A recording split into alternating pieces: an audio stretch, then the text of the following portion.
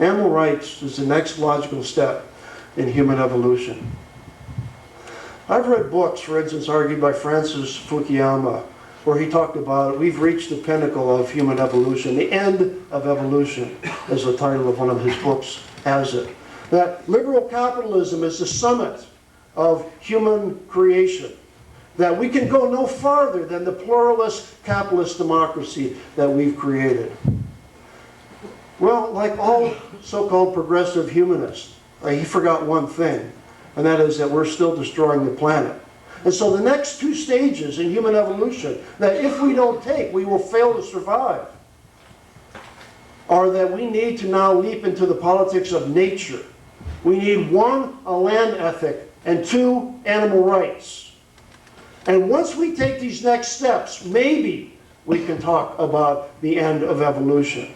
We've gone so far with expanding the human community away from the rights just of white male property owners, and over centuries of struggle to people of color and to women and to gays and lesbians, to the physically challenged.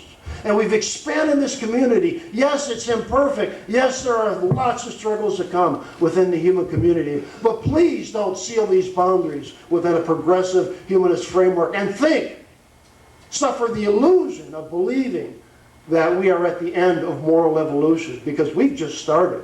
Oh, we've got the next step to take, which is the hardest step, and that is getting outside of our own narrow, selfish species interests and really re-articulating our relationships to the natural world. Animal rights represents the marker of moral progress that we can see in this world today, the universalization of rights. To the extent that rights become universalized to include the whole community, not just the human community, but the bio-community. That is how we can gauge that we're making moral progress. And so that is why I say animal rights is the next step in human moral evolution. And it challenges the last ugly prejudice that we have that really has yet to be challenged, and that is speciesism. The belief that one species is superior to another species, to all other species, because of their species reality or species nature alone. And that gives them the right to discriminate or use against or use other species as they see fit. So our society is undergoing right now a great learning process, just as we learn that differences in our color, our skin color, and the differences in our gender are irrelevant to moral reality and to the establishment of a moral community. So we're learning that differences in species also are all morally irrelevant. And I make a distinction between factual differences and what is morally relevant. Obviously there are differences between human and non-human animals, but they're irrelevant. Just as all the differences amongst people here in this room are irrelevant to who has rights and who doesn't.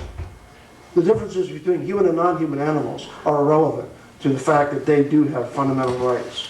So our similarities with the animals are much more important than our differences. And our similarities say that, number one, we are all sentient.